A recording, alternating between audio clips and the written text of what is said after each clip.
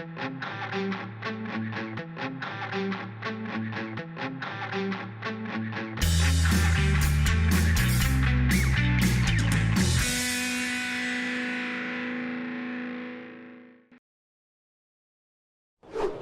and welcome to another episode of FinTech Focus TV with me, Toby. We are here at Excel at FinTech Connect today, speaking to the good and great of the industry. And speaking of great, it's great to meet you today, Rhim. Great to meet you, Toby. How are you? Good, doing well, thank you. Excellent. So FinTech Connect, so we're here for the third year. It's a festival of great FinTechs that's going on today. You've been over in the startup zone, talking about your business and pitching it pretty hard all the way through the day. Tell us a little bit about what you do, the business and yourself. Definitely, yeah. So my name is Rhim. I'm the co-founder, CEO of Arva AI. We're building AI-enabled business verification. Fantastic. And tell me a little bit about your space in FinTech Connect. What drew you to the event today? So we've been very focused on US and Canada up until now, and now we're coming back to the UK, trying to understand the market here. And it seemed like a perfect opportunity to interact with folks who are also from the banking and FinTech world. And really the idea here is to understand what the landscape looks like, right? You know, every area of the world is slightly different, and it's fantastic to see a drive towards AI, not just in the US and in Canada, but also in the UK as well. So that's really been our focus, to validate that. And it seems like there's been a lot of conversation about AI today. I think on every single stage, in most conversations we've been having. In fact, probably for the last 2 years, every conversation that people have been having around FinTech has probably had AI somewhere in the conversation. So you're well positioned then, right? Exactly, yeah. And I think we're in an awesome phase where, the first year of AI, i.e. last year, was very much around, the hype, seeing where it could go. Now we're seeing tangible benefits and interest from folks to actually, productionize this, put this into their products and actually make this work for the world, which is fantastic to see. And tell me some of the themes that you've noticed today, some of the things that you pulled away from the show.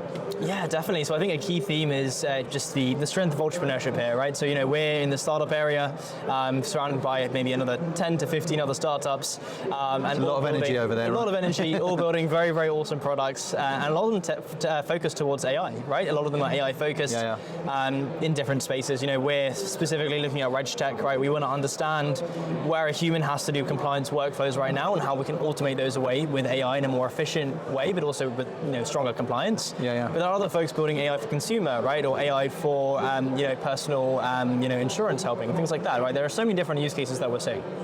And you've been over there in that space. Have you done the pitch so far? Tell us about the pitch. What's really amazing is how we are focused really on, not just Arva, but also the applications of our space in general, right? Where the problem spaces lie and how we're using AI to solve it. And so what we're finding and seeing, right, and this is what I was reflecting in the pitch, is that actually, the space we're in, which is AI for compliance, is a typically very highly regulated industry where even the mention of AI used to be, somewhat shunned, right? And now you're finding risk leaders, compliance leaders actually coming to you asking how you can improve their processes and their compliance controls with AI. So it's amazing to see that sort of response and the reflection off the back of the pitch, essentially. Yeah, absolutely. And you mentioned before that you're doing a lot have traditionally been doing a lot in the US and Canada, now bringing it back there. Tell me a little bit about what's happening in the States and Canada, and then tell me a little bit about the thought process about coming back into the UK as well. Definitely, yeah. So I'm sensing it's originally from the UK. So no, actually we're set up a base in US. Okay, wow. But now I'm from the UK. I used to lead the financial crime product team at Revolutionising business, and so I used to work here. But now we've sort of entering the UK market as well. Right? So we're still doing US and Canada. US is an interesting place. There's been a lot of issues around fines from the regulators. The collapse of several banking institutions, banking as a service providers in the US as well, has meant that regulators have really cracked down. And so now the question really is not so much how AI can become, make things more efficient, but also how can it strengthen compliance controls. And it really can, right? AI is actually, in fact, better than humans at a lot of tasks that we sort of process and go through. Fantastic. And with regards to your work in the States, whereabouts were you in the States? San Francisco. San Francisco. So you've been over there, coming back here. Tell me about that transition. Yeah, still back and forth. Still back and forth. Yeah, great to be back in London. London's a much nicer city. But we're still back and forth. SF, there's a lot of FinTechs. It's great for the tech scene. And so we're still back and forth between the two. So an exciting time for you and the business at the moment. Exactly. Tell me what 2025 looks like. What does 2025 look like? So we just finished our seed funding round. So we raised from Google's AI fund. Amazing. So now that will last us maybe till 2026. And the idea is just to grow, acquire customers, build an awesome product, and see how we can continue to push value out to the world. So that's a fascinating piece about the Google piece. How did that come about?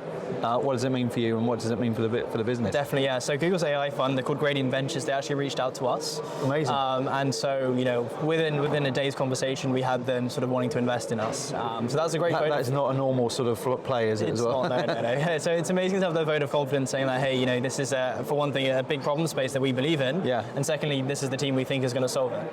And so for us, having that vote of confidence means that other folks, other banks and institutions that we sell to, suddenly the tier 1 banks are starting to trust us more because we have these big names behind us. And why did they reach out to you? What was the thing that put you on the radar? What was exciting about it? That must have been a hell of a conversation, a great call to get. Yeah, no, it was a fantastic conversation and very, very fulfilling and validating. They've been awesome so far as well. Yeah. And I guess that process was aligned with us reaching out to other investors, and then as soon as you reach out, the word kind of spreads through the network, and eventually they reached out to us. And what's the big vision? Where does the company go? The big vision is to build a whole suite of AI-enabled agents and checks that manually or sort of review all the manual checks within compliance in general, right? So we're starting with business verification, KYB, it's called Know Your Business. Yeah. But actually there are hundreds of other manual compliance flows that have to happen. Things like suspicious activity report filing, things like third-party risk management, right? So all of these different aspects are just ripe for disruption, and we just have a specific wedge. And so the idea is to scale globally across all these different verticals, and eventually enable a much more efficient, more compliant, and robust world when it comes to compliance. That's an exciting time. And there's how many of you at the moment? What's the sort of size and shape of it all? Yeah, so we're a small team still, around 5 to 10. Yeah. But we're constantly hiring and looking to grow. And the view is go over global domination, take over the world, and Exactly. But with as small a team as we can, right? Keeping it lean. Yeah. So I was looking at that the other day with I think it was Netflix I was reading about, and how they scaled before the dot-com bubble, took on a lot of people, and then they scaled back after that sort of phase where the business was under a little bit of pressure, and they kept a lean team and they've overproduced, and even now the size of it and the productivity per head is incredible. So I absolutely believe in that sort of thing. When you talk about the funding, particularly in this AI space where we know funding is going into, there's a temptation there to go after it, to go all guns blazing and to move up, but to have that size and scale, super impressive, super exciting for it. So if people are listening to this, finding out a little bit more, hearing about the business for the first time, and they've had their appetite whetted, what's the best way for them to get in touch with you? Yeah, if you just Google us, Arva AI will be the first result. And if you want to change your business verification or make it more efficient, and you're currently having to hire a lot of humans to do this process, then we can help you become more efficient. Some of the conversations we generally have is, do we hire 50 analysts or do we choose Arva, right? So if you're in that position, feel free to reach out to us. Perfect. Rhim, it's been great meeting you. Thanks for coming on the show. Thank you very much, Toby. Thank you for watching. We will see you on the next episode. Thanks a lot. Thank you, guys.